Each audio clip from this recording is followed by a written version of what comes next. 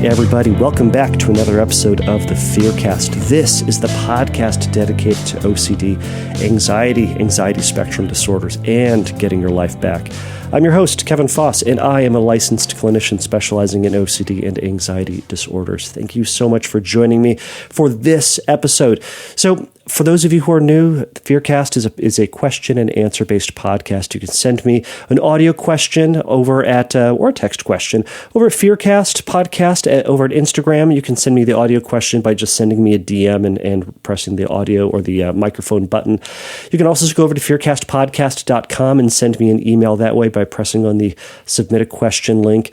If you record your voice and send me the audio at questions at Fearcast Podcast, or you can send me the shared Google Drive the shared Google link at fearcastpodcast.com. I'll get that. And audio questions will go to the top of the list. And today's question is going to be an audio question.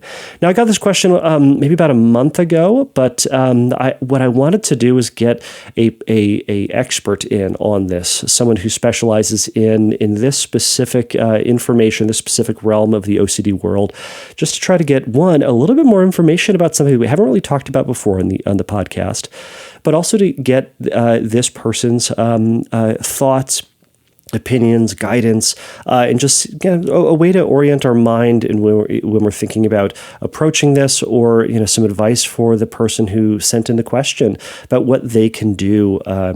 What they can do and what they can think about with their therapist. So I'll tell a little bit about Dr. Caitlin Pinciotti. But before I give her little bio, I do want to mention, so in the episode, we're going to talk about a research study she did. It's the National OCD Survey, and it's a brief 10-minute anonymous survey. I'm going to put a link to that. If you want to be a part of that, you can find the information at the episode page at Fearcast Podcast, and I believe this will be episode 163. No, excuse me, 164. I'm making that mistake, and I'm checking it as we speak, which is why it sounds really awkward. 164. It'll be 164. So go check that out. But I'll also include some of that information on the corresponding post over at over at Instagram. So let me just tell you a little bit about Dr. Caitlin Pinciotti, and then we'll jump into this episode talking about trauma-informed treatment for OCD. So Dr. Caitlin Pinciotti is a licensed clinical psychologist and associate professor in the Menninger Department of Psychiatry and Behavioral Sciences at Baylor College of Medicine. Dr. Pinciotti's research focuses on the assessment, conceptualization, and treatment of OCD, trauma, and PTSD. She serves as the co-chair of the IOCDF Trauma and PTSD and OCD Special Interest Group and the chair of the Special Interest Group's Science and Research Committee. So without further ado, here is my conversation with Dr. Caitlin Pinciotti.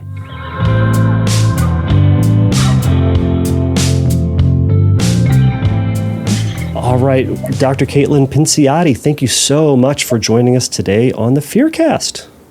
Well, you're welcome. I'm glad to be here. Wow, man, I'm super excited to chat about everyone's favorite subject, trauma, and trauma-informed therapy for OCD, or trauma-informed therapy as it relates to OCD, or any mixture of those. So you are an expert on this. I appreciate you taking your time to come and join us on the podcast to talk about what this looks like and how folks who are out there who are struggling can kind of know that there is a treatment out there for you, and that there is a consideration and there is a way to get through both of these things. So I'll let you talk about that in just a moment, and then we're going to play a call from a listener and talk about this in more detail. This is the foreshadowing for all the listeners. We're going to get there. So anyways, thank you so much for joining us. Yes, thank you. I'm excited. There's a lot to dive into. Well, why don't we start off with the basics? So, what is trauma-informed treatment? Yeah, that's a great question. So trauma-informed treatment on a really broad scale is treatment that considers the impact of trauma, both in terms of the impact on the person who's presenting to therapy, the experiences they've had, how they've been impacted by those experiences, as well as how to interact with people in the moment to be really thoughtful and kind of conscientious of these experiences. There are some specifics about how we could apply this trauma-informed approach to ERP that hopefully we can chat about too, but kind of on a broad scale, it's sort of just a big word for just being really mindful of the experiences that people bring into the therapy room with them. Okay. So I suppose why don't we jump right into that then? So, if we're taking into account somebody's trauma, how does that, I guess, a silly question, why is that important? Why is it important to take someone's trauma into account when treating OCD, right? If OCD is to be treated as an anxiety disorder using CBT, ERP, or whatever version that somewhere in the future we're arguing about is the main way of treatment, if that's the way to do it, and if OCD and trauma are two separate things, why would we want to take that into account? Yeah, that's a great question. I think for one thing, we're all whole and complete people, right? And we can't really separate out, here's my OCD, can you treat my OCD, and ignore kind of all these other facets about who I am and the experiences I've had and other things that I'm struggling with. And so in general, I think it's a good approach because it really helps us see kind of the whole of someone. But as it specifically relates to OCD, I would argue that it's really important because more and more we're starting to recognize just how often people who have OCD have experienced trauma, and more importantly, how many of those people feel like trauma has in some way impacted their OCD. And so this is where a lot of the research that I've done has been focused on. And if you don't mind me throwing out some numbers in case people are into that. Go for it. What we found in one sample of people who had really severe OCD, 40% of them felt that their OCD was directly caused by some sort of traumatic or stressful life event. Beyond that, I'm currently collecting data, and this is a plug for anyone who's listening and wants to be a part of this super 10-minute brief survey, the National OCD Survey. But I pulled some numbers actually this week in advance of our meeting, and what we found is we've had a couple hundred people participate so far, and these are just folks who have OCD, any adult in the United States. 75% of our sample so far has said that they believe the trauma has impacted their OCD in some way. So it could be, as in the first stat I threw out, that it's related to the onset. It could be that the trauma has informed, the content of their obsessions. It could be that the trauma has informed the function of the compulsions, that the compulsions are used in some sort of trauma-related way. It could be something as simple as the person already had OCD, but they experienced trauma and then their OCD became much more severe, or they feel like there's sort of this cyclical nature where when their trauma is triggered, their OCD becomes triggered and vice versa. And I could go on and on, but there are lots of ways that trauma and OCD can intersect that I think we're really just now starting to dig into. And that's why I think it's so important that we take this trauma-informed approach to OCD treatment. Wow. That's a huge number. Yes, that is a larger number than I was expecting to find, if I'm being honest. Yeah. It's interesting to see that it's taking that into account that you're talking about. I wrote all these down. That the infecting the or impacting the onset, the content, the function of the compulsion, or kind of augmenting or kind of starting this like cyclical cycle. Are any numbers thus far on to what degree people are falling into with those, or is that still too ahead of things? I didn't think to pull those, but we are collecting that too. So I can circle back with you once we've got that sorted out. Because that's what I want to know. I want to be able to say, X number of people with OCD feel that trauma has impacted them, and these are the most commonly endorsed ways that people mention. Right. And how normalizing is that to hear that 75% of people in your study have experienced trauma, and trauma is impacting and interacting with their OCD in some way, shape, or form. Right. That's bonkers. Actually, to that end, I'll add a link to the show notes for this. But could you share where people can get a hold of this study or can be a part of this study, just briefly before we keep going? Yeah, that would be fantastic. Anyone who wants to be a part of it can email me at National OCD Survey at bcm.edu, and I'll send that link. Awesome. Okay, and I will include that as well on the show notes of this, or on Instagram as well, so you guys can all check that out. Okay, so now that we're talking about seeing the prevalence of the interaction between these two things, I guess what are some ways that you would say what are some ways that having a trauma-informed lens changes treatment? I think that we on this podcast and on a lot of other podcasts, there's a lot of information out there about how OCD treatment tends to work. If you're coming from a CBT frame, we're going to be looking at distorted thinking, distorted thinking as it relates to the environment, the world around us, how we can challenge those things, and eventually getting into exposure and response prevention, slowly and surely starting to face your fears, and learning that we can get over those, learning that we can get through those, that the anxiety does not go away because of the compulsion, nor does the compulsion keep you safe. Mm-hmm. And over time, either you learn or you habituate, whatever verbiage you would like to use, and you find relief from that. So how does the trauma-informed lens change that or augment that? Yeah, that's a really great question. Something that I've heard from some folks, they'll say, I've done ERP before. Maybe they've been in treatment for a while, and maybe it helped for a little while, but then I sort of came back, or maybe I tried and I felt like I was doing everything that I could possibly do, and it just felt stuck. Like it felt like there was just a boulder in the way that I couldn't loosen and I couldn't get past. And then they'll say, and yeah, I've experienced trauma, and I didn't talk about it during my sessions. And so, I think that, again, we're still really trying to figure out just how often is this true for folks. But I think that in my experience, there are folks out there who they need an individualized approach to their ERP that also considers their trauma in order to sort of get over this hump, in order to feel like ERP is really targeting what it needs to be targeting, that they feel supported through that.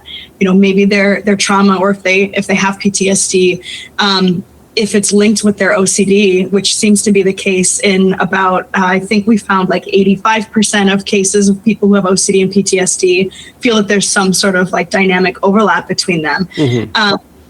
That they feel like, well, I tried to do my ERP exposures, but it would trigger my trauma, and I just feel so anxious and distressed and panicky that I couldn't sit with it. I couldn't stay in that exposure long enough to habituate or to have a corrective experience. And so, infusing this kind of trauma-informed approach ensures that we're giving people the tools that they need to really succeed in a treatment that we know is effective and can be even more effective considering these things. Right. Is there, or could you give some examples of maybe some treatment examples or general examples of how someone's trauma shows up with an OCD, or OCD shows up in someone's trauma? Yeah, absolutely. So one person who comes to mind, someone that I worked with who had really severe OCD and PTSD, and kind of like in the example I just described, was just having a really hard time engaging with his exposures. Mm-hmm. He just would would go from 0 to 10, and really couldn't sit with them long enough to get any sort of benefit from them, and wasn't quite sure why and what was coming up for him. Yeah. And as it turned out, he had contamination OCD himself. As it turned out, the perpetrator of his trauma also had contamination OCD. And so doing these contamination exposures were triggering this trauma memory of this perpetrator in his past. And so it was kind of simultaneously triggering his OCD and his PTSD and escalating it to a point where he couldn't sit in it long enough to experience any sort of benefit. Yeah. Yeah, I could absolutely see how having that memory come up would be a huge obstacle to wanting to progressively get closer and closer to that fear as we're trying to do through ERP. Right. How does, maybe this is a side note, how is it that someone finds this kind of treatment? I guess are they coming to this trauma-informed treatment through general OCD treatment? Are they coming to it mainly from PTSD or trauma-focused treatment, and then kind of finding that they are in the middle of this Venn diagram? It seems to be kind of a mix of both. That, if someone, really recognizes that trauma and PTSD is very central for them and seems to be really driving a lot of their distress and impairment, that they might seek out a PTSD clinician and only through that work maybe realize like, oh gosh, I have OCD as well. I have obsessions about maybe something even related to the trauma. I engage in compulsions to try to cope with my trauma or prevent the trauma from happening again. And I guess I really need to be addressing both things. We also see the other side of the coin where somebody very much recognizes that they have OCD and they're seeking out OCD treatment. Of course, are aware that they've had this experience with trauma in the past, but maybe they themselves haven't even quite connected the dots that this trauma is related to the symptoms that I'm having. Or perhaps maybe they know there's some connection and they've never been asked about it, or they don't feel safe to bring it up because they feel like, well, I come to session and I do OCD exposures and that's all there's room for. And so I think it can really happen both ways. Yeah.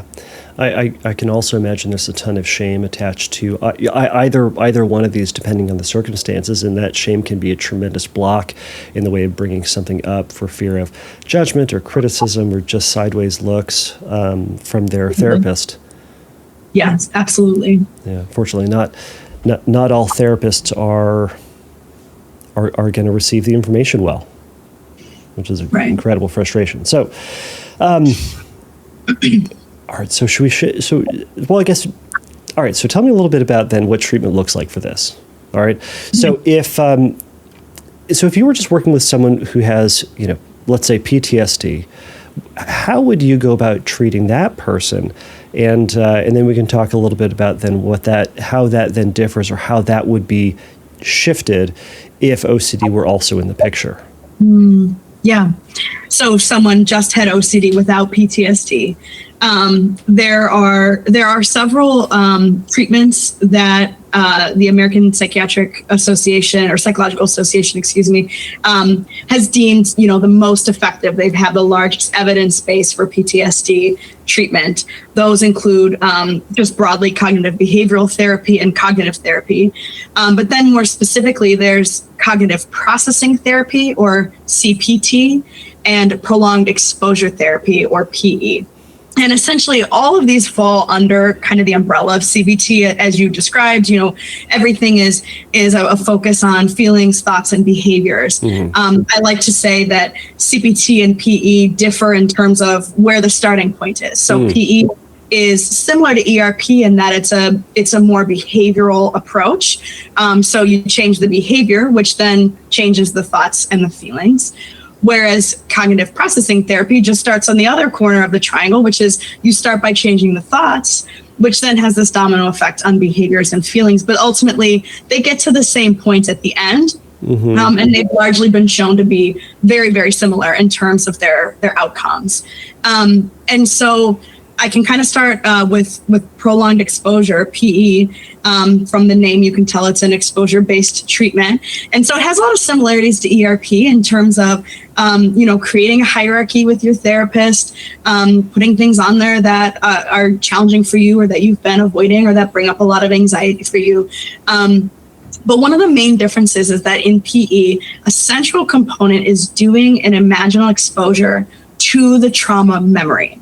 And so with your therapist, you would identify if you've experienced multiple traumatic events, which unfortunately many people have, you would sort of pick the one, start with one that has the biggest impact on you currently. So kind of unlike ERP, where you would sort of move up in an incremental fashion, with PE, we actually start with the hardest one, knowing that will have sort of a trickle down effect on the other experiences. And then with your therapist, you essentially tell the story of what happened to you, start to finish, in a lot of detail, in present tense, with your eyes closed if you feel comfortable doing that. And you essentially do that over and over and over again until it doesn't have a grip on you anymore. And I always say to folks when we start treatment, like, I know that this is going to just sound bonkers, but oftentimes people say, I'm getting really bored telling this story, which is right. It's like, it's bizarre to even think about when somebody shows up to treatment, how much they're struggling, how this memory, they do everything they can to push it out of their mind, to not think about it, to not talk about it, to avoid everything in their life that'll trigger it. And yet, when they do PE, they can get to this point where they can tell the whole story and realize that they can get through it. They realize that the memory itself is not dangerous, that they're safe, and that they have a lot more power and control over that memory than it felt like they did when they started. Yeah. All right. I have so many questions. All right. So, okay. So now this is specific. The example you gave just now with PE, this is for trauma only, or this is a method that you would use for someone with the OCD PTSD overlap? Both. So it is a treatment for PTSD. And in my work, I've done a combination ERP PE approach with folks, where we're sort of doing both things simultaneously. And I'll say too that last summer I published some outcomes. It was a small sample. It was just 8 people. And they underwent PE and ERP at the same time, and they just had incredible outcomes. And so, we still need some more robust research with larger samples and randomization and all of that. But it's the first study to show, like, look, this is not only feasible to do, but this can be really effective for people. Right. So really illustrating the overlap of using using ERP and PE, or showing that PE is a viable treatment as much as ERP has been shown historically. It would be the combination of them is viable. Combination. Yeah. Okay. It's an interesting way that you describe it. So with PE, if I'm understanding correctly, so with this person, you're starting by telling this story, which sounds very much like scripting, except you're not telling a fictitious story, you're telling the story, right? This sounds very reminiscent of kind of my understanding of traditional kind of trauma treatment, where you're telling the story maybe in headline first and expanding on it slowly with a kind of in a calm-esque environment. So the difference, though, in this, it sounds like for this, we're starting with the details. We're starting with not just headline, we're starting with the story, expecting anxiety to rise. Yes. Okay. So what's the length of treatment for this? In your research, when you were doing this, is this a 10-session study type of thing? So broadly speaking, PE in general is intended to be like anywhere between usually about like 8 to 12 or 13 sessions. So it's actually pretty brief. That's done with mostly like outpatient, like once weekly sessions. There's some research that's come out of Emory that's super exciting, where they had folks come in who did PE every day for 2 weeks straight. And and that was it. And they had significant improvement too, and those improvements maintained over time. In my study that I referenced, it was a little less clean because these were just, it was sort of a retrospective. We had already collected these outcomes from people. This was back when I was working at Rogers, so they were patients in either our OCD programs or our PTSD programs who we knew had undergone this concurrent treatment approach. And so there wasn't as clean of like it was only this many sessions because a lot of those folks were in residential care. But in spite of that, it was a promising first step that it's possible to do these treatments together and it can lead to these effective outcomes. Wow. Okay. So as someone's going through PE, what are they doing with their emotions? What are they doing with their bodily sensations? What are they doing with the inevitable, concurring intrusive thoughts as they're, simply telling this story? And are they telling it from something they've written, or are they just kind of free form telling it? It's free form. Okay. I will say that there are ways that we can tweak things for folks who, we call it like over engagement, for folks who are just so distressed that they're having a really hard time getting through the story. Folks who can't get through the story without dissociating. There are ways that we can kind of add a little bit of distance between the person and the story to help them like have this appropriate level of engagement. But essentially, while the imaginal is happening, they're telling the story start to finish, while I'm every so often interjecting and asking for their anxiety rating. And then when they finish the story, we start back at the beginning. Okay, so let's start again.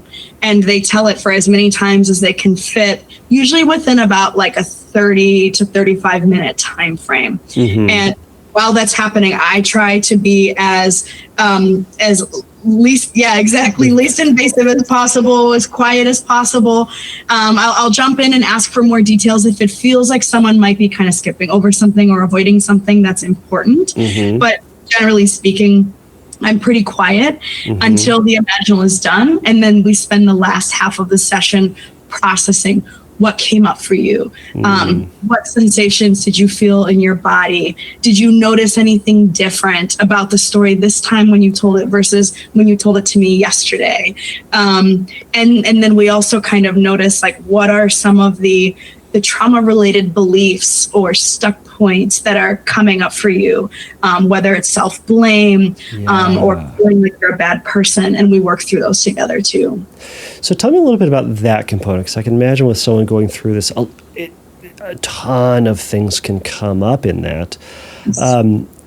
How much time is spent, or I mean, you said the second half of that session is spent talking about those secondary, those contributing things. Is there ever a time that you completely sidestep PE and really focus in on those, the cognition surrounding those experiences or those feelings, or are you still going through this kind of this 50-50 tell the story process? In PE, the way that it's delivered in a standard fashion, you would continue with the exposure and then processing, exposure and then processing. But what you're describing actually is more similar to cognitive processing therapy, where the entire focus of the treatment is on these beliefs that have been either developed from or impacted by trauma, and kind of working through some of those. Now, I'll be honest, I because I'm not running a randomized controlled trial and I can do what I think is best for the folks I'm working with, I often do a combination of these treatments, because I think that the content from cognitive processing therapy is just so rich and so relatable for trauma survivors. And so I'll often borrow some of the handouts and worksheets and even terminology from CPT to help us really deconstruct these beliefs, figure out where they come from, and see if we can work through an alternative belief. Yeah. And is for someone out there who's wanting to learn more about this, or someone out there who's kind of thinking about, excuse me, starting this? I can imagine, and with anybody who's starting ERP treatment for OCD, we constantly hear these stories about, like, I put it off. I didn't want to do it because it sounded so terrifying and overwhelming.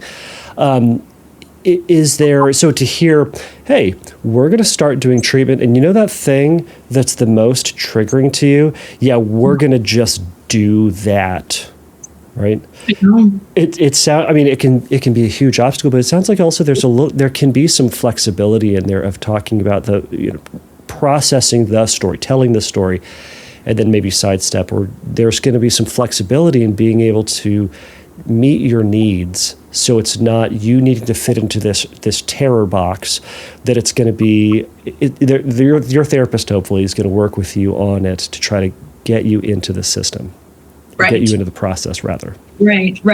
Yeah, and you're absolutely right. I think with any exposure-based therapy, there can be a little bit of that, like, you want me to do what? That sounds terrible, Doc. I don't want to do that. It's the opposite of what I want to be doing right now. And so I totally get that, and I see that all the time.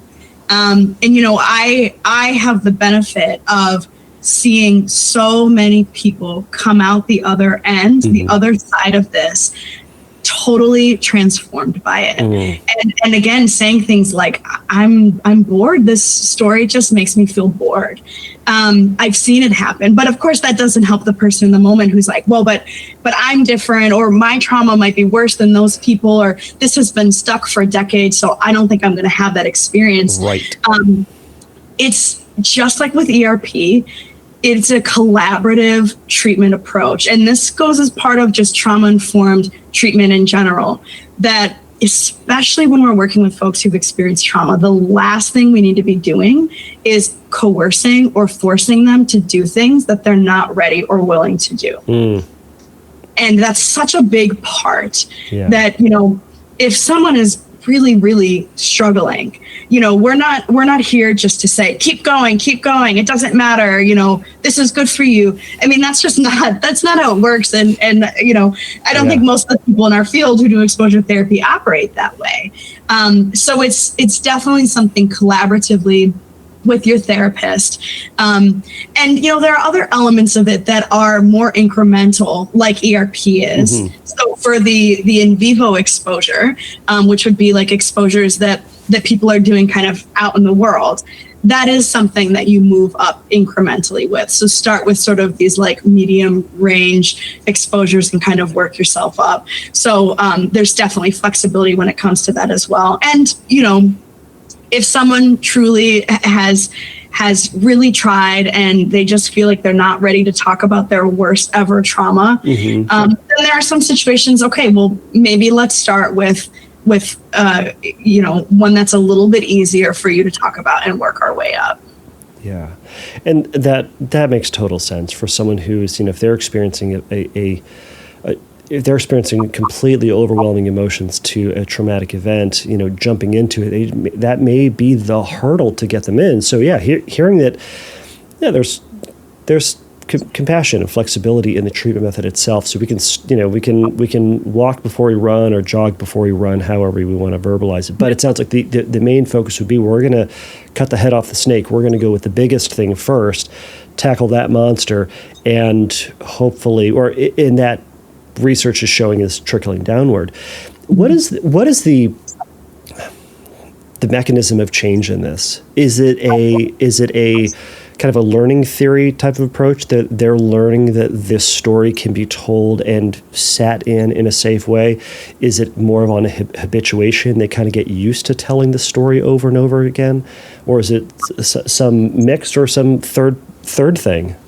Yeah, it's all the above. Okay. And so ERP and PE are actually grounded in the same theoretical framework. Okay. So definitely those big three with ERP, habituating and building self-efficacy and having corrective experiences, more along the lines of that inhibitory learning approach. Those are all at play, and the mechanisms that we think are underlying PE.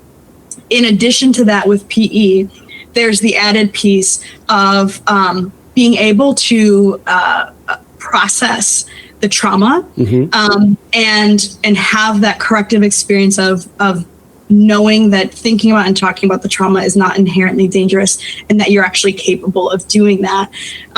We like to use this metaphor in PE at the beginning. So if folks have done PE or are going to do PE, this might sound familiar to them, but it's a filing cabinet analogy. So essentially the idea is like, if we imagine that our brain is like a filing cabinet, and every experience we have, there's a file in there. So we have like these very predictable experiences, like going to a restaurant. So if tonight I go out for dinner, I could expect that, a host will seat me, they'll hand me a menu, give me some water, I'll put my order in, that order will come, hopefully correctly. I'll eat that, pay the bill, and leave. And generally speaking, that's pretty much how it operates. Sounds like how it typically works. Yeah. Typically does. And so we would have sort of like this neat little file folder where I'd pull it out and say like, okay, restaurant, boom, boom, boom. This is what I expect to happen, right? And put that away. Predictability. Exactly. But we don't have that same schema or predictability about trauma, because trauma is inherently something that's unpredictable and maybe feels like it's not supposed to have happened. And so instead, we open that filing cabinet and these papers are spilling out all over the place, and it's a mess, right? And that's what it can feel like when people have PTSD and they're having these intrusive memories just popping up randomly throughout the day, boom, boom, boom. And it's sort of like whack-a-mole of trying to like, let me get rid of, no, I'm at work, I can't think about my trauma right now, or I'm with my kids, or I'm whatever, this is really distressing, and trying to push it down and push it down. Yeah.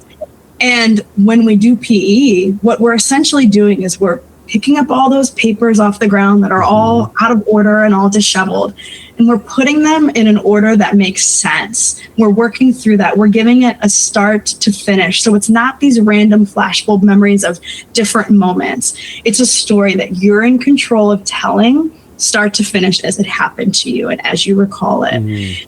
And so eventually that folder becomes less messy and less unwieldy, and it's something that we can then kind of file away. Yeah, I love that metaphor. It's beautiful. And I imagine as they're kind of organizing it, if the job of PE is to start telling the story in a free form manner, that story is going to change and grow in detail and in scope as they're continuing to tell that story. Yes.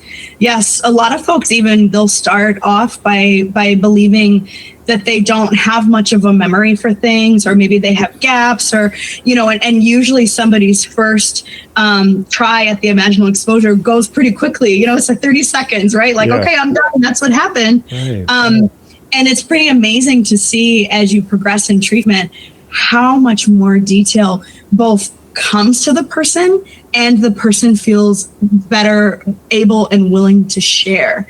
Because then a piece that we eventually get to is really zooming in on what we call hot spots, which are the parts of the memory that are most upsetting.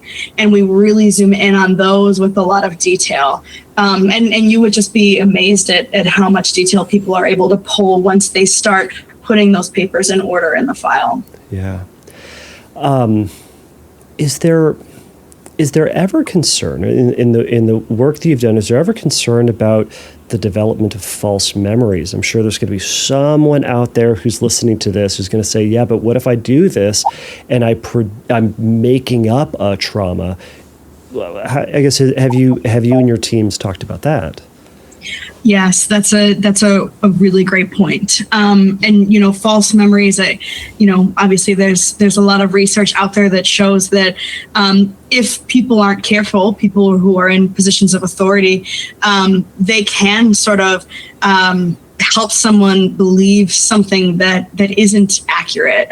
It's really quite scary. We see that a lot with interrogations. Law things of that nature, people confessing to crimes they didn't commit. What I'll say is that if someone truly doesn't remember something, that I'm not going to push them to craft some sort of explanation. So it's not uncommon in PTSD or just people who've experienced trauma to have gaps in memory. And in that case, when we get to that moment in the memory, then it's okay to just say, this is where my memory stops. And then it picks back up when X, Y, and Z is happening, rather than trying to figure out and fill in the what details. else happened. Think harder. Go. Yeah. Yes, exactly. And, I think over time as people become more comfortable and make more progress in PTSD treatment, it becomes clearer to them, is this memory actually missing, or am I suppressing it? Am I avoiding it in some way? Because I've seen that happen quite a bit too, where somebody then can sort of reflect and say, like, all along I sort of thought that this was the case, but I didn't feel ready to say it until now. So that can happen too. Sometimes the gaps can be filled in, but it is a very fine line. And so as therapists, it's on us to really not push people to fill in gaps. Yeah, and as you're describing, it sounds like that's, maybe you can tell me if I'm completely bonkers in this, is that even if there are elements of that are exaggerated or minimized or changed in slightly different ways, that's not the purpose of this exercise. The purpose of the exercise is to tell the story and lower the emotional activation of it. So whatever that story is, it's to be able to tell it with greater and greater ease. Yes, exactly. Yeah, I worked years back with a veteran who was a survivor of the 9/11 attacks, and he had a moment in his story that was highly disturbing to him. And for years, had sort of convinced himself, like, this was just a dream. This part didn't actually happen.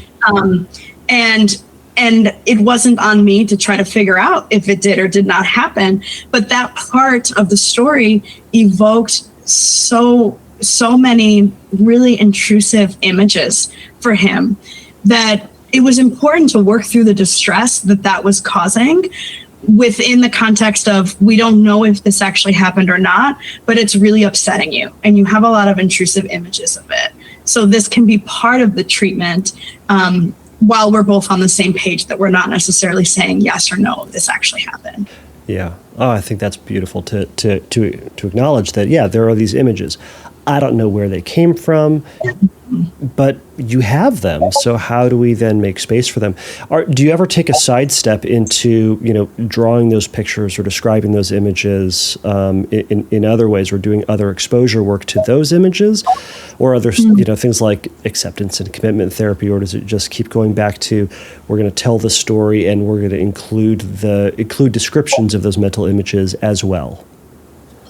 Yeah, I think that definitely with the in vivo exposures, that we can get at doing some exposures to some of those hotspots in the memory that maybe have sort of spilled out into other areas of the person's life. Like if they're avoiding certain smells or people or something that comes up when they're describing the imaginal exposure, we can definitely hit on those in the in vivo exposures that we're doing. And ACT, of course. I mean, who doesn't love ACT and weaving that into everything, right?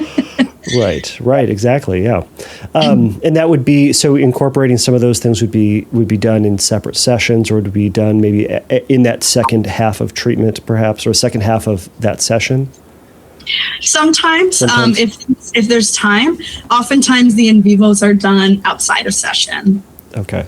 Yeah. Oh, yeah. Is there homework assigned for this? Who doesn't love homework?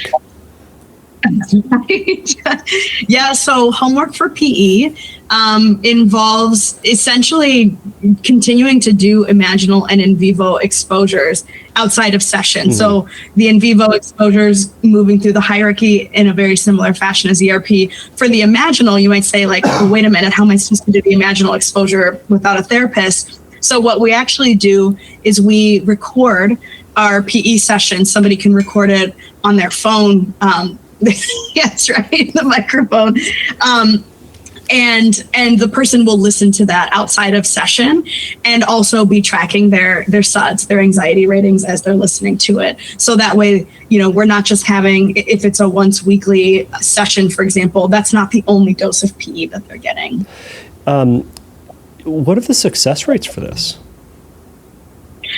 It's incredibly successful. It's and as I said, PE and CPT are very similar in that they both are associated with significant reductions in PTSD symptoms, as well as peripheral things like depression, anxiety, suicidality, if those things are relevant for people. And those benefits really have been shown to maintain over time as well. One thing that I'll say that the research has shown that cognitive processing therapy tends to be a little bit better at working with guilt and shame, probably because it's sort of built right into it, kind of processing the beliefs that underlie those feelings. So that is something, if somebody is really struggling with shame, CPT might be, a different course that they might consider. Yeah, that makes total sense. Is there someone for whom this is not going to fit well or not going to work well? That's a good question. As I'm recalling from their early research, they've done the really sort of clean randomized control trial where you have all these exclusions and people have to fit into this neat box in order to be eligible. And then they've done more naturalistic samples where people have struggled with a range of concerns, substance use, personality disorders, depression, whatever it might be. And they've shown that it's still effective in those populations.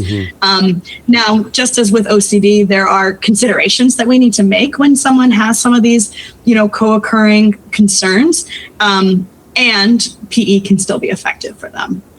Okay. It's my understanding that you run a group with this as well, or a special interest group, or am I completely making that up?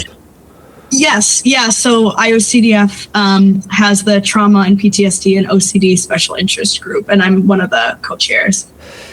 Is this a treatment that can be done in a group setting, or is this something that should be done or ought to be done in a one-on-one environment? I've seen more commonly CPT done in a group setting. Typically, the way that's handled is that the group will all have, the same trauma. So you might have like a CPT group for female survivors of sexual assault. And there's been some work on how that can be effective.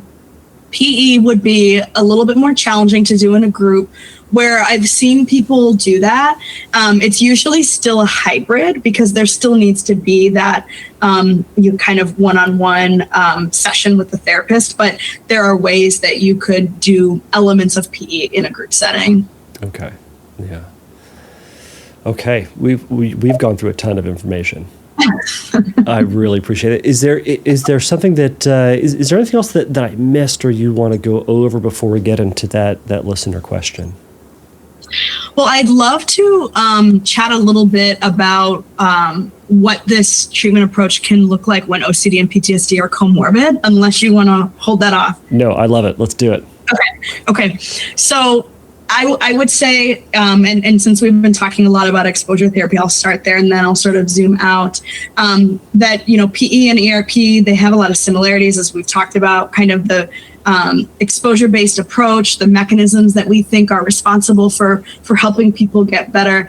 But there are a couple key differences that are particularly important when someone has OCD.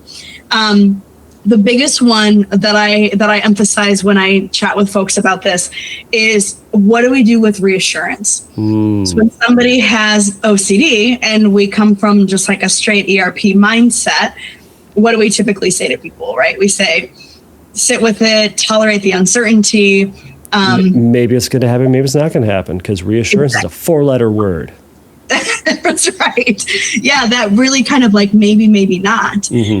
But if we think about that approach and saying that to someone who's experienced a horrible trauma and is voicing a fear that the trauma is going to happen again. Can you imagine saying like, maybe it will, maybe it won't, I don't know, like it makes my skin crawl to even think about it saying doesn't inspire confidence or empathy. No, not so much. No. And so that's one of the big differences. And of course, also when we use that approach in ERP, we're doing it in an empathetic way as well. So I don't mean to that's trash true. you. But because someone has experienced trauma, it requires a little bit more of a gentle approach. And something that's more common in PE, and I think PTSD work in general, is that giving reassurance isn't like an absolute no-no.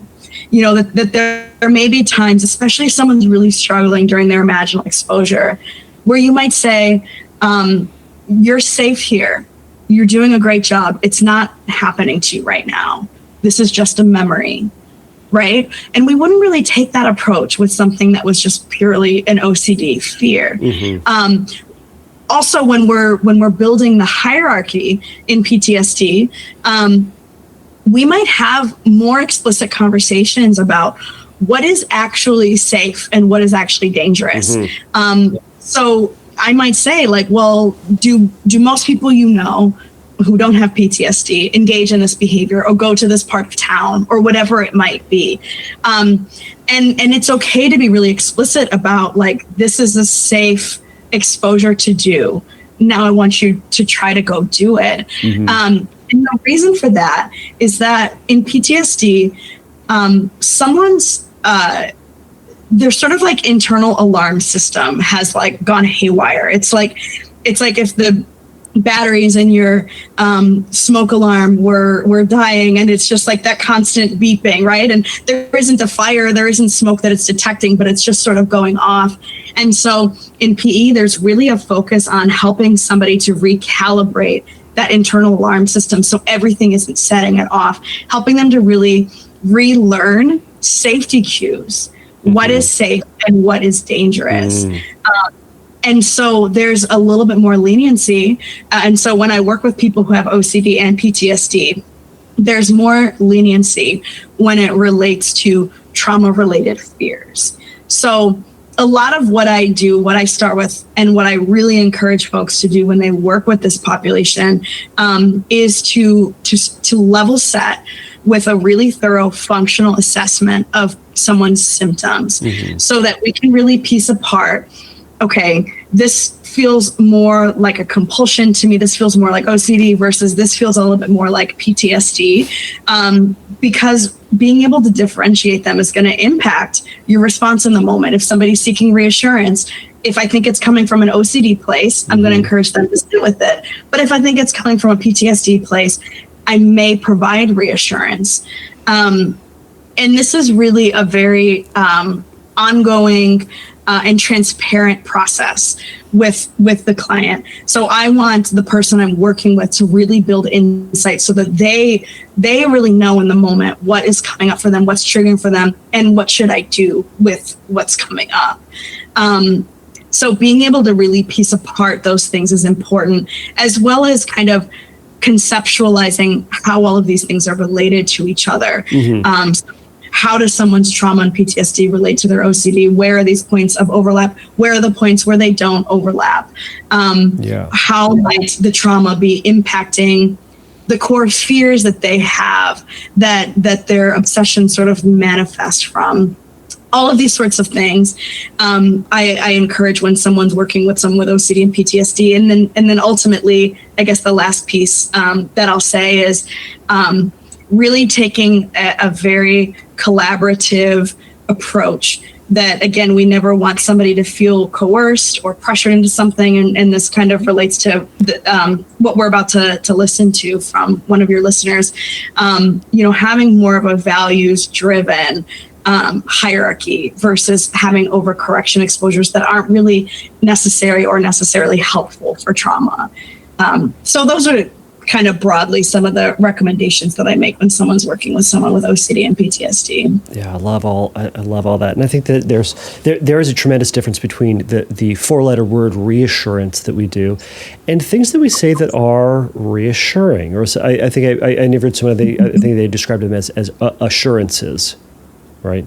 That aren't that four-letter word OCD reassurances, right? But there are things that we can say that are encouraging or grounding and true, that, you know, in this environment you're safe, right? You're safe in telling this story, right? But we don't have to then address necessarily the content of the obsession or content of that trauma and speak to whether or not that's ever going to happen, because that's unimportant.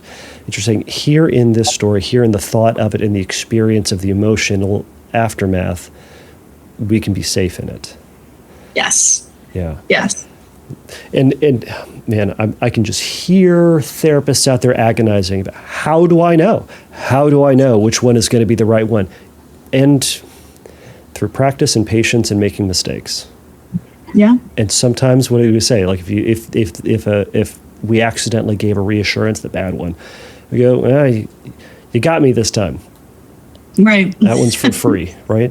And now we know, and now we just kind of have to keep going. And I'm sure there's, that's part of that discussion. But as you've also said, it's a two-way road in this, right? You want to work with the person who's struggling, and maybe they can help identify, is that question coming from the OCD side? Is that question coming from that trauma side? Meaning, what is it that you're kind of needing right now? And if we're being honest, what is it that you're needing right now?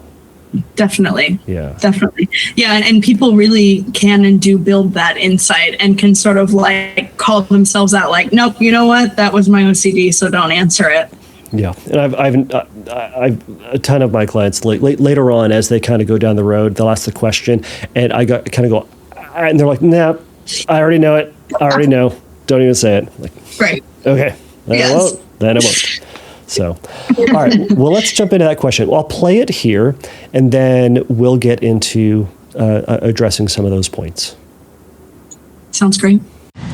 Hey, my name's JD. I have OCD. I was diagnosed in July of this year, which I was really weirdly glad about, because it just made so many things make sense. But it was also kind of sad in a way, because I've been in therapy for 15 years, on and off, but mostly on. And no one ever even mentioned OCD to me. I actually saw a TikTok about relationship OCD, and I was like, oh my gosh, that's what I've been experiencing for the last however long. And then I brought it up to my therapist. She referred me to a psychiatrist, and I got diagnosed, started learning about OCD, started learning about all of the other ways that I interact with the world that are OCD related. And it's been a very bittersweet journey so far, because I do wish that there had been more help available to me, or I wish that clinicians had more training in identifying OCD than they seem to have. Not there's anything wrong with them, but you know what I'm saying. So anyways, okay, I have two things. One is just an outright question, and one is a question / suggestion for future content if you're interested. I'll start with the suggestion because I think it's simpler to talk about. Okay, so I wonder what you think about, or what the OCD world is saying about OCD being a form of neurodivergence. Because I've read a couple things about it, and I really think, intuitively, or I guess anecdotally, just from my own life, that feels like a thing to me, in the sense that I have always felt like my brain dealt with sensory input in all forms differently than most of the people in my life.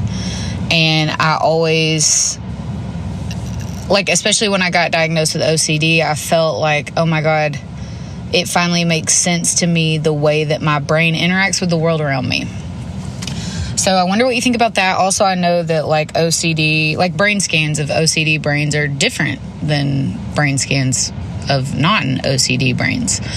So I'm just wondering what you think about that, what the word is right now. And it would be really, really cool to hear from a neuroscientist who is doing OCD stuff with the brain. But the podcast is your oyster, so do what you will. Okay, secondly, sorry this is probably going to be longer, but you said you like to hear our voices, so ask and you shall receive.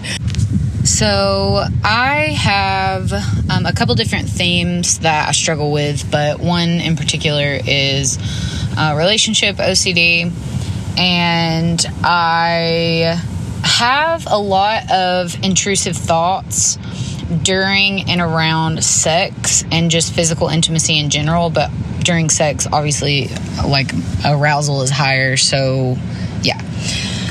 I also have been sexually assaulted and have experienced sustained sexual abuse in the past. Things are safe and good now, but, you know, still have like residual things in my body and in my brain that react to sex. Now, I did EMDR therapy. I no longer meet the criteria for PTSD, which is really good. It helped me a lot with flashbacks during sex and things like that, which is super cool. However, so when I start having avoidance compulsions, like I don't want to have sex, I just oftentimes wish sex didn't even exist, just so that I didn't have to deal with some of the things that I deal with during and around it. So, for example, when I'm avoiding, that's obviously a compulsion. I'm avoiding sex. And I think, okay, how am I gonna ERP this, right? It doesn't feel like just pushing through sex when I feel like I'm gonna have like a panic attack is a good option, based on the trauma that I've been through. So I'm wondering how, like, I'm in a clinical social work program right now that is all about trauma-informed care. So I'm wondering how ERP can be trauma-informed when it's something like that, when the ERPs intersect with an actual, like, traumatic event that someone's been through. Do you think that there are ways to, like, work up to kind of working through anxiety during sex? Like, my partner and I talked about just like laying together and touching in a way that doesn't lead to sex, even though I'm anxious, to try to, you know, expose myself to it without feeling like I'm being abused again, because that's what it ends up feeling like if I try to do things when I don't want to do them. It just starts feeling like, you know, my brain will start being like, are you sure you're even into this? You don't even want to do this. And then that's just part of the time. But then sometimes it's like, you know, just intrusive feelings of disgust or intrusive thoughts about my partner's appearance. And it's a little bit murky there, where I'm like, okay, that seems like something I could expose myself for, or like do ERPs for, those types of thoughts. But what about how that intersects with actual traumatic events related to sex? I know I just keep repeating the same thing. So yeah, I hope that makes sense. Sorry this is so long, and thank you so much for what you do. I really, really love the podcast, and yeah, so bye. All right, Jody, thank you so much for sharing that question. There's a lot of information in there, and I just want to address kind of the first half of that, and we can kind of go over that really briefly, and then jump into the impact of the second half and how kind of trauma is kind of working through that. So you asked the question about neurodivergence, and I just want to address that. So I did a previous podcast episode with Jeremy Schumann. That's going to be episode 157, and that's all about neurodivergency within, or neurodivergent treatment for OCD and anxiety spectrum disorder. So that might be worth listening to. Dr. Schumann is championing the idea that OCD treatment can be or should be seen in a neurodivergent light, as a lot of folks kind of describe, higher sensitivity to certain things or different experiences than the average person, perhaps. So taking into account oneself in a neurodivergent way can help to inform what treatment can look like. So I really encourage you to check that out. But we are here also to talk about how to address that second piece. And, we've been talking the entire focus of today's episode has been about trauma and how to treat someone who has this overlap between trauma and OCD, and that's exactly what you're talking about. So I'll open the gate for Dr. Pinciotti to talk about it, and we'll just jump into it and see what we might do in this specific case. Yeah. Thanks for posing this question. It's something that's very common, and I can tell in the question itself there were already some answers. So it's clear that you've spent a lot of time thinking about this and have a pretty good understanding of it already. I'll kind of start with a what not to do. So what would be a kind of a non-trauma informed approach would be to kind of conceptualize, any avoidance, any anxiety related avoidance, I should say, is bad. So you have to do the thing that you're avoiding and just kind of sit with that discomfort. This would mean, encouraging someone to have sex that they don't want to have or don't feel ready to have. And, doing kind of maybe overcorrection exposures involving, maybe exposing to really graphic sexual content that the person isn't necessarily ready or willing or interested in being exposed to. So those would be, and I hope and don't think that someone out there would take that approach, but just to sort of illustrate how obvious it really is when we sort of pick it apart that, well, yeah, of course we would never want to coerce anyone into being physically intimate with anyone, and particularly in this case when someone has described an extensive history of sexual abuse. That it doesn't make sense to just say, well, just because you're avoiding this thing, we'll go and do that, and that's going to solve all of your problems. So I would say in this case, I think a big piece would be, and it sounds like this has already been done a little bit with the EMDR, processing the impact of the trauma. The impact that this trauma has had on OCD symptoms. It sounds like there's quite a bit of a connection with these kind of relationship concerns. These physiological reactions, the panic attacks and whatever sort of physiological reactions come up when being intimate. And then really, what is the impact that the trauma has had on your beliefs about yourself, about other people, about the world? Do you, related to trust, do you feel like you can trust yourself or trust others? Do you feel safe in the presence of others? Do you feel like you are in control of your, the situations that you find yourself in? How do you kind of relate to yourself in terms of your esteem and your self-confidence and self-worth? These are all things that can often be impacted by trauma. Either that someone, had kind of a pretty positive view of themselves in the world, and then the trauma happened and it sort of turned things upside down. Or it might be someone who who always sort of was disillusioned, perhaps from experiences that they had or environments that they grew up in. And the trauma came along and just sort of served as a, see, I told you so. You can't trust people. People will abuse their power, so on and so forth. So really kind of processing the impact on those beliefs, and trying to, reflect on, aside from those physiological reactions that come up when being intimate, what else might be coming up that's associated with those feelings? Is there a thought or a feeling that's connected that maybe doesn't feel as loud or as at the forefront as the panic attack, but maybe when we really kind of piece it apart, we can determine, well, there's a thought in this moment that I'm not safe, or, is this a person I can trust?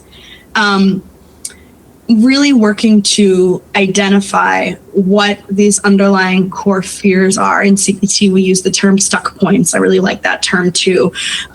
What's kind of underlying the fear, the anxiety, the avoidance, and how can we sort of challenge and work through that?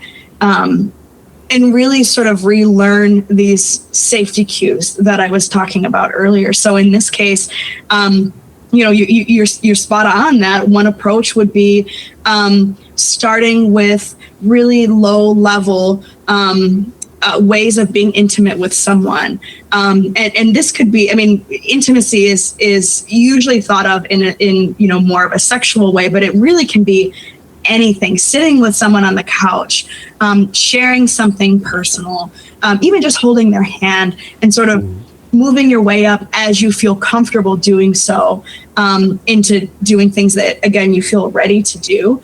And all along kind of checking in with yourself when that anxiety comes up, when those urges to avoid come up. Is this something I truly don't want? Or is this my fear and anxiety?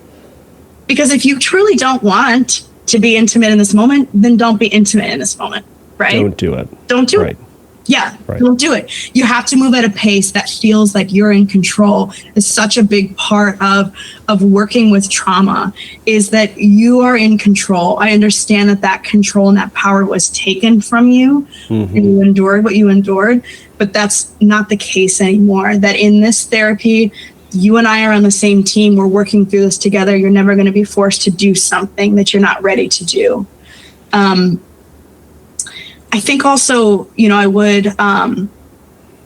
would start to really kind of process these beliefs and the way things have been linked. There might be this link of being intimate with someone feels very similar to the sexual abuse. So kind of working through, okay, how can we actually separate these things? How are these experiences different, both in terms of your role in them and the other person's role in them? Right. And having really honest and transparent conversations with your partner about where your boundaries are and when you want to stop and what that looks like.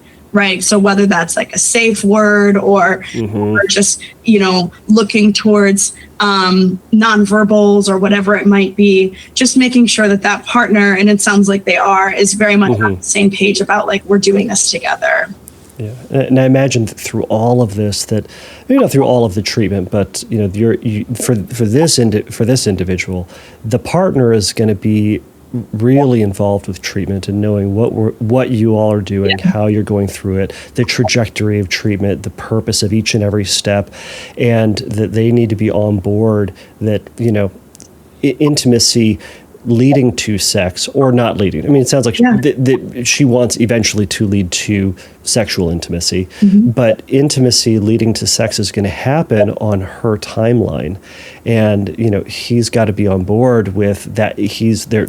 The language of pushing or encouraging or asking to go further than she's ready is going to be pulled out. And that having that safe word, I love the idea of having that safe word, that if it feels like it's too much, being able to develop trust that this person is going to halt when that is said. And also, I imagine that each and every step as they're moving up toward, from very low level intimacy, I love that example of just kind of sitting next to each other, just sitting, and then maybe holding hands. But even to what degree does, asking permission, like verbally asking permission, verbally having confirmation that this step is okay as you're working up towards trust? Right. Would that be a part of this? Yeah, I think it definitely can. And I think that would be a really wonderful way to weave in this corrective experience, that maybe there's this belief that's been ingrained that you don't have control over sex, that sex is something that's done to you, whether you want it to or not.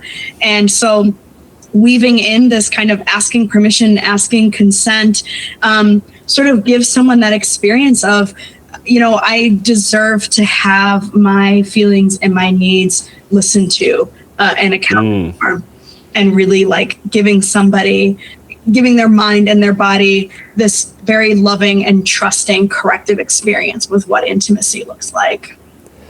Yeah. So to that end, I want to ask you about that. Building that sense of empowerment, that belief, and I might be reading into this person, but I can imagine there's someone out there who's experiencing this, that if this person is feeling that their power has been taken away, and that perhaps they are powerless in a situation, it can be that kind of a cart before the horse thing to say, I'm going to be fully empowered before I go and do, right? I think a lot of times with anxiety, we don't feel confident to do something and then we go do it. We start doing it and we develop confidence through it. For this case, how does that work of feeling like they have agency again before jumping in? Is that work done on heavily on the front end of treatment, working on agency, working on self-worth, etc., and then get into exposures, or are those kind of done concurrently and through building trust in oneself and one's partner as they're doing those kind of incremental steps? I would say that most commonly it's the latter, that it sort of happens at the same time. Now, of course, the whole point of a lot of what we're talking about is that there is no one way to treat trauma, to treat OCD. And so, on a case-by-case basis, there might be a situation where we do feel like we need to sort of build something up before we get started. But I think really when it comes to something that's so ingrained that it feels like it just lives in our body, that the best way to really target that is to do the thing and let that self-efficacy come along with it. And you know what? Maybe the exposure is planned ahead of time, that we're going to start doing X, Y, and Z physically intimate thing, and then I'm going to tell you to stop, and then you're going to stop. And maybe that's something that's determined ahead of time, right? So that person starts to have the experience of even being able to voice that, which can be really challenging for people who've experienced abuse, and B, to have someone who's showing them that they can trust that they'll listen to it. And that my words have power. Yes. Yeah. The inhibitory learning form, or the inhibitory learning model, I'm sure you're familiar with that form. I love the latter half of it. And for anybody who's not familiar with it, the first half really just describes what's the thing you're about to do, what's the exposure you're going to do, what's the compulsion, the safety mechanism, or the safety behavior that you're going to try to pull out of it, and what the feared outcome is. And then the latter half is to say, now that you did the thing, what did you learn about yourself? What did you learn about the situation? How did your actual experience differ from that feared anticipated outcome? And it sounds like a lot of that processing is going to be important in this, to say, all right, you did this, you did X that you agreed on. There was that voice in your head that was still, or maybe that's that trauma voice that says this terrible thing is going to happen because that thing has happened, etc. Great. What did you notice? How is this different? What were the elements that were different? What did you do that contributed to a different thing? What did they do that contributed to a different thing? And then what can you do differently? What's the next step in that, now that you've learned that this can be safe? Yeah, absolutely. And I think that's really the big part, right? Someone who's doing this exposure, they might not feel like their anxiety is habituating in this moment. because it's so, as I said, it's so ingrained. It feels like it just sort of lives inside them, this kind of physiological response to intimacy, that the goal isn't, well, you have to sit in this exposure until your anxiety cuts in half, because that might not happen. Right. Hopefully over time, they might find that their anxiety doesn't quite get as high, doesn't peak as high as they do this more. But really, where you're going to see the change is exactly what you described, of just having experience after experience after experience of feeling empowered, feeling heard, and feeling like you have more control over your body than your trauma led you to believe. Right. So, I mean, all of this sounds like it's a slow and steady process, but it's going to go at your pace. So this could be a surprisingly quick treatment for this person. I could imagine it could also be a very long treatment for this person, but there is no expectation. When I asked that question or very early on in our session, in our conversation today, I'm still at work. I don't know about you, but when I was like, how long was the treatment in your research? I think a lot of people read these studies and they go, oh, well, treatment ought to be 10 sessions. And then they hit session 10 and they go, well, I'm not fixed yet. I must be more broken than everybody else because these people got better after 10 sessions. Oftentimes those research studies are done under ideal conditions. Yes. And the rest of us don't live under ideal conditions, and things take the time that they take. Yes, that's absolutely right. And I'll say, for anyone who's having that reaction of, wow, I must be too broken to benefit from this because there's no way I could get better in 10 sessions. That study that I referenced where we pulled the outcomes of people who did PE and ERP, a lot of those patients were people that I worked with, and they were in our care for months. And that's okay. It's okay. It isn't a race. I think the biggest thing that, us CBT folks want to make clear is that just because you've experienced trauma, just because you have OCD, doesn't mean that you necessarily have to be stuck in treatment for your entire life, right? Right. Like there can be a light at the end of the tunnel that you move towards. You aren't damaged in a way that you can never kind of independently heal. But you're right. There is no one size fits all for this. Right. And that there is light at the end of the tunnel. There is, in this case, there is sexual intimacy that can be had through this, after this. Yeah. And, it's not that you're then stuck in this cycle of, physical celibacy for the rest of your life, or avoidance, or terror, or, rehashing of the trauma every single time. But a slow and steady wins the race, I suppose. I'm looking at the time. I know we've both got to get out of here.